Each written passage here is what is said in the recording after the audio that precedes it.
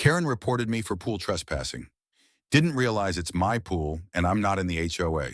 I never thought a swim would start a war.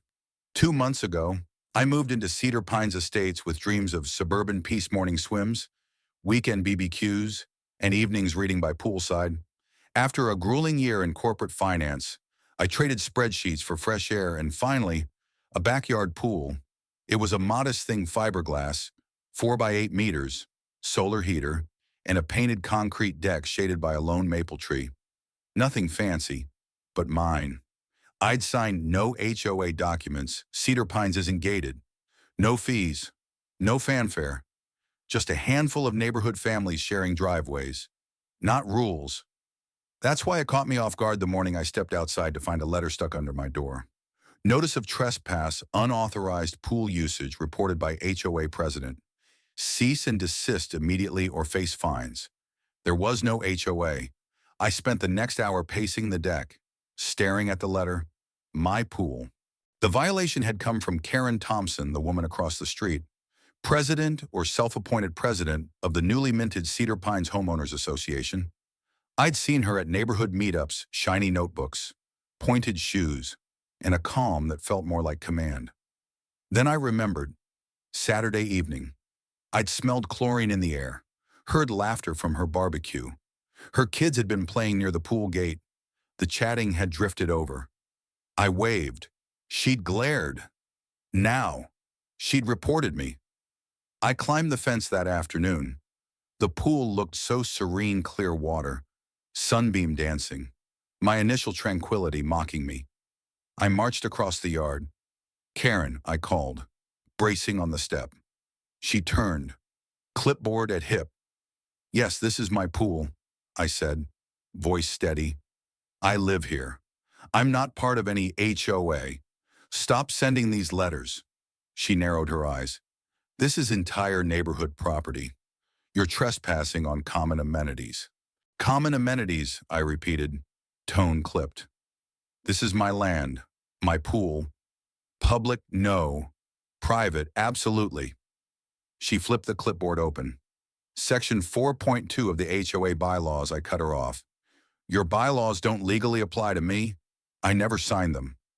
She scowled. Everyone benefits from community standards, even the silent ones.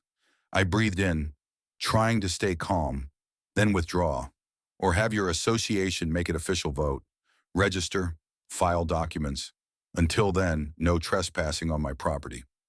The standoff lasted seconds, but the message echoed. This wasn't just about water or chlorine, it was about control. After she stomped back inside, letter still in hand, I dialed my neighbor, Jamal, who'd complained about HOA letters for his dogs barking. He confirmed Karen had a flurry of complaint letters going out, all color-coded, stamped, fine 100-day, none were real, but the fear was, suddenly, I understood this was her project, fake HOA, fake power, fake fines, and now she had home court advantage. That night, I pulled my laptop to the poolside. I printed my property deed, survey lines, tax records. I took photos of the pool's placement, the fence, my address, time-stamped it all. I started drafting an email, Karen Thompson, Cedar Pines HOA. This is my property. I will not pay fines. Remove trespass claims, or I will pursue legal recourse. I paused. My hands shook. This felt bigger than I ever wanted it to be. But I also knew one thing.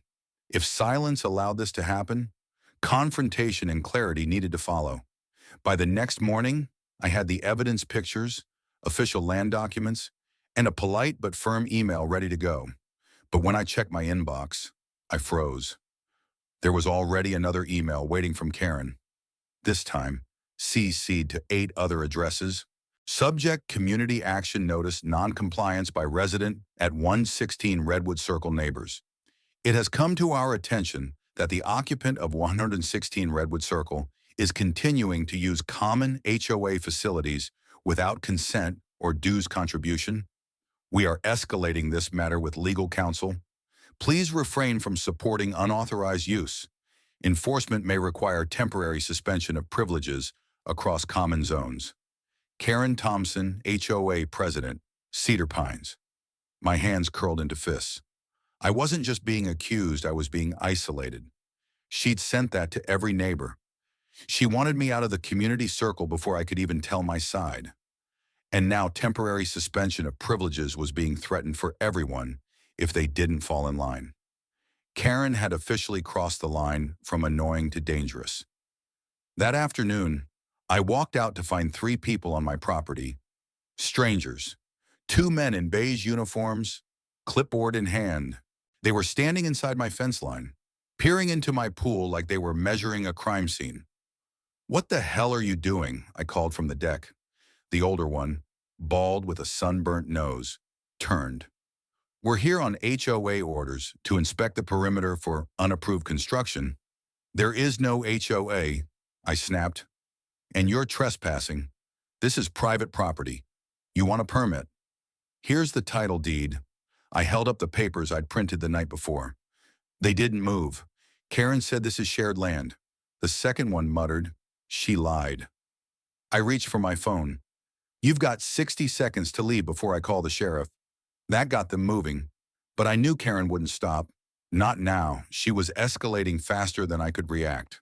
By the end of the week, I was the subject of whispers and sidelong glances. The Culvers stopped waving. Jamal told me his teenage daughter overheard her friend say, "Don't swim there. It's the lawsuit pool." Someone left a flyer in my mailbox. Why community matters, a case for compliance. I wasn't the only one Karen was targeting. Another neighbor, Lydia, single mom, school teacher, just had her garden re-landscaped, received a soil erosion notice and a $300 fine for a flower bed. None of us were in a real HOA, but the fear she created was real enough. I decided to act. That Sunday, I hosted a summer open swim event, flyers printed, sent to every mailbox, inviting everyone to enjoy the pool, free food and drinks. I wrote in bold, "This is my private property. No HOA authorization needed. Come as you are. Let's talk honestly." It was a gamble. I expected 10 people. 30 came. Families brought kids. Someone set up music. Lydia brought lemonade. Jamal grilled hot dogs. And, slowly, the whispers became conversations. People started asking the same questions I had. "Wait, we don't have an HOA. Then who gave Karen the power to send fines? Isn't that illegal?" Yes, it is. And then the twist. Karen showed up in full white summer linen, sunglasses, clipboard in hand, walking across my lawn like she owned it. The music died. Kids splashed quieter. Conversations paused. She stepped up to me and said, voice low and clipped, "You're undermining neighborhood order. This event will result in sanctions." I smiled. "Karen, this is private property. You're on my land. Again. Leave." She narrowed her eyes. "You'll regret this." Before I could answer, Jamal stepped beside me. "So will you," he said. Then Lydia joined us. And then Mr. Brenner from down the street, whose lawn had been cited 3 times for decorative clutter. Karen looked around. The control she once held in whispers was now melting under sunlight and resolve. By Monday morning, Karen was no longer just a nuisance. She was a threat with a paper trail. After the community pool gathering, I received 5 messages from neighbors, each forwarding the same thing, digital scans of letters they'd gotten over the past year. Fines, violations, community preservation memos. Each one stamped with a logo she'd designed, Cedar Pines HOA, and a fake tax ID at the bottom. Lydia emailed me a PDF of the soil erosion citation she'd gotten. It claimed to be from the Neighborhood Integrity Division. I ran the tax ID through a federal EIN database. It didn't exist. Karen had forged every authority symbol. I called the county clerk's office. I asked them a simple question. Has a homeowners association ever been registered for Cedar Pines? The answer was even simpler, no. No registration, no articles of incorporation, no board filings, nothing. She'd made it all up. Armed with this, I printed a short flyer, fake HOA alert. Know your rights. Karen Thompson has sent more than 50 fraudulent violation notices in the last 18 months. She has no legal authority, no registered HOA, and no permission to fine you. Report all harassment to county authorities. Want to know more? Meet at 6:00 p.m. at 116 Redwood Circle. This ends now.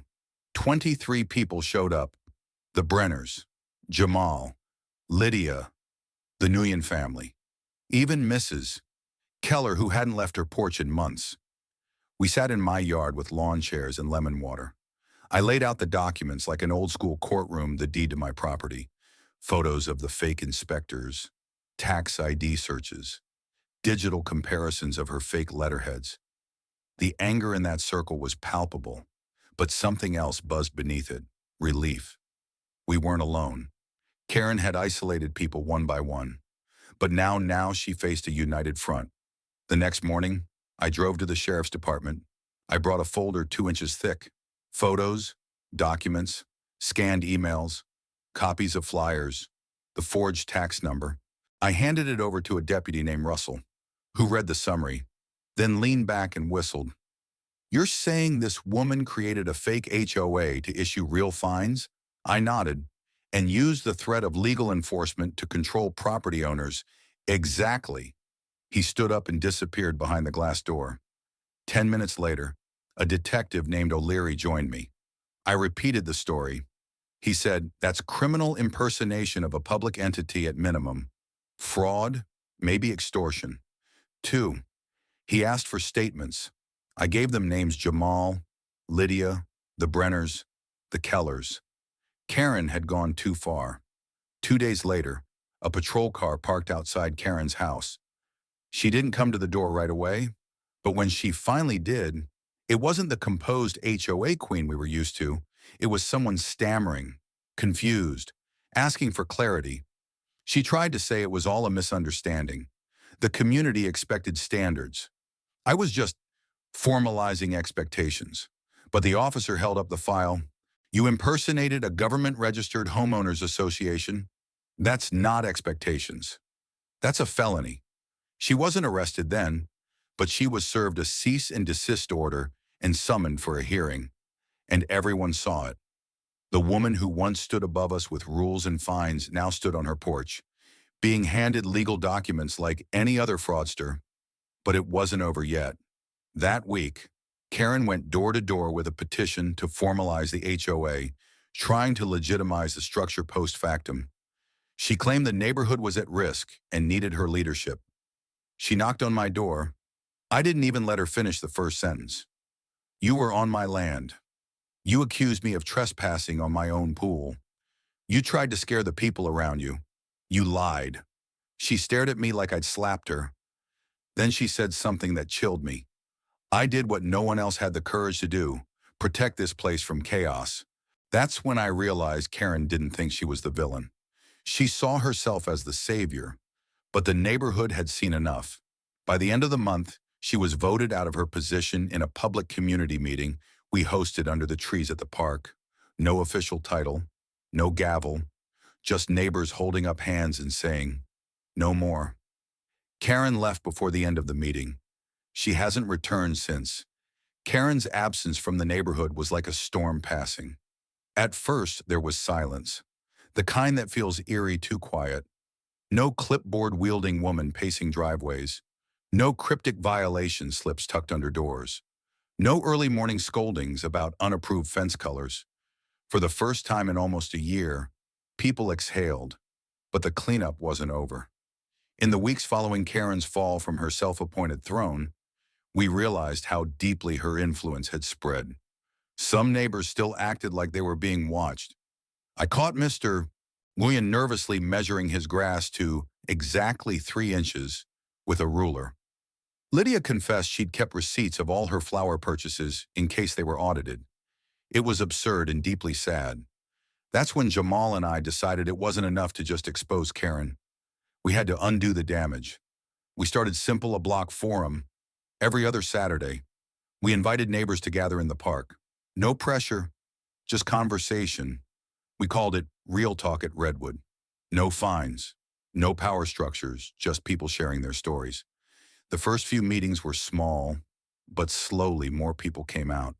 Lydia spoke about how powerless she felt, getting fined for her garden and told it was damaging the neighborhood aesthetic. Mr. Brenner admitted he'd paid over $800 in violation fees out of fear of being sued, fees he now knew were entirely fraudulent. Then came the moment I'll never forget. An elderly couple, the Morrises, stood up and quietly said, Karen told us if we didn't cooperate, we'd be evicted. Evicted from a home they'd owned outright for 27 years. I looked around and saw the faces change. The disbelief turned to fury. We decided it was time for restitution and reckoning. We contacted a local consumer rights lawyer, a woman named Karina Morales who had handled HOA abuse cases before. When we showed her the file, she blinked and said, I've seen fake rules before, but never a fake entire HOA. She took it pro bono. Over the next month, more than a dozen households submitted formal complaints. Karina filed a class action suit for damages and restitution, fraud, harassment, emotional distress, unauthorized collection of fees. We didn't want jail time. We wanted accountability. Karen tried to countersue, claiming defamation and interference with a good faith effort to maintain standards. Her argument that without her leadership, our community would fall into disorder. That didn't hold up in court, because by then, the community had already begun healing without her. The lawsuit gained local media attention. A journalist named Theo Harper ran a feature titled, When HOA Power Goes Too Far or Was Never Real to Begin With. It aired during the evening news. My phone lit up with messages from coworkers, old friends, even distant family. Some said, that's wild. Others said, I think that happened in our neighborhood, too. Turns out, Karen's brand of authoritarian suburban rule wasn't unique, but ours was one of the few cases where the community pushed back publicly and together. When Karen was finally ordered to pay restitution and cease all future management efforts, she didn't even show up to the final hearing. Her house went on the market 2 weeks later, sold quickly, no goodbye letters, no final declarations. She was gone. But we didn't stop there. Using some of the restitution funds and a few local donations, we created something new, a neighborhood charter, not an HOA, no president, no mandatory dues, just a collective agreement written by the neighbors. For the neighbors, it was built on 4 core ideas: transparency, respect for autonomy, voluntary collaboration, zero tolerance for coercion. Each household could choose to opt in or out. No fines, no enforcement. Instead, we offered shared resources like lawn tools, babysitting support, a community garden, and yes, pool access when invited. It wasn't about controlling each other. It was about finally seeing each other. Lydia led a flower bed workshop that summer, helping other families beautify their yards. Jamal started a Saturday breakfast for teens to talk about career goals and mental health. The Morrises hosted chess nights. Even Mr. Guyen finally stopped measuring his grass and started growing tomatoes. And as for me, I swim in my pool almost every evening, the sunset pouring gold over the water. The fence is still there, solid and unbothered. No one accuses me of trespassing anymore, because they finally know what I knew all along. It's my home, not a battlefield, not a fake fiefdom, just a home. There's a strange kind of peace that comes after chaos, the kind that makes you notice the breeze again, the laughter of children on their bikes, the quiet hum of a neighborhood no longer under surveillance. In the weeks after Karen sold her house, things didn't just go back to normal. They became better than before. There was no longer an invisible pressure choking the life out of this place.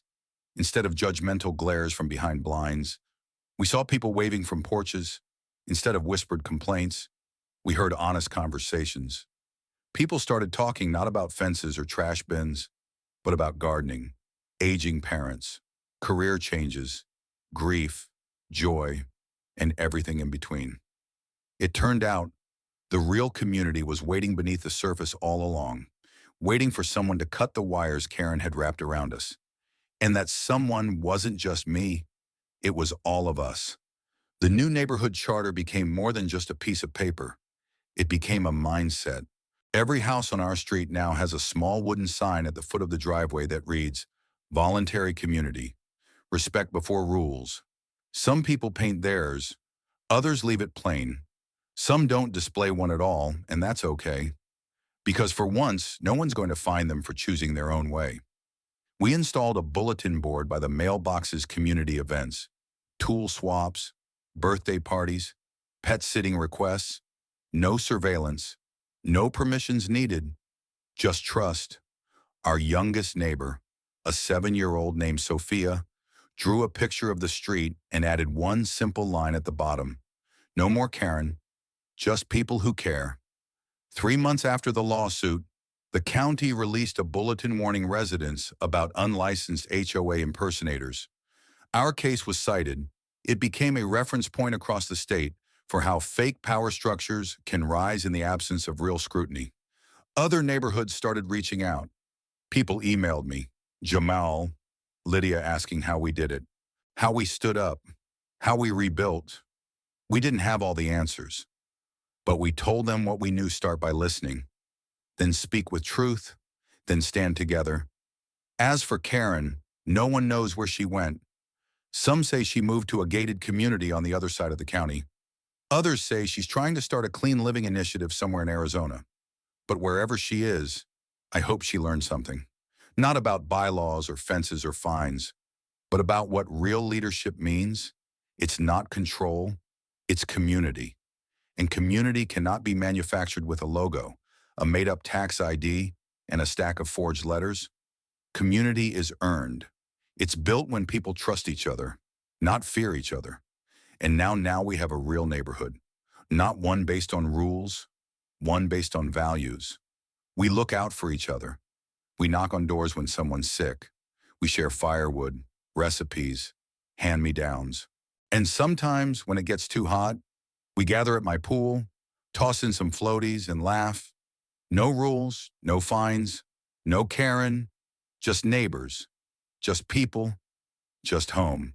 This story may seem extreme, but variations of it play out every day in communities across the country. If you've ever been unfairly targeted by a fake HOA, pressured by an overreaching neighbor, or bullied into silence by people pretending to speak for the community, you're not alone, and you're not powerless. Ask questions, research ownership, law, and rights. Speak with your neighbors. Expose injustice with truth. Build the kind of community that doesn't need control to be strong.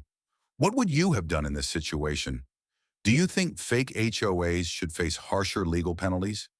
Share your thoughts, because every voice matters in a real community.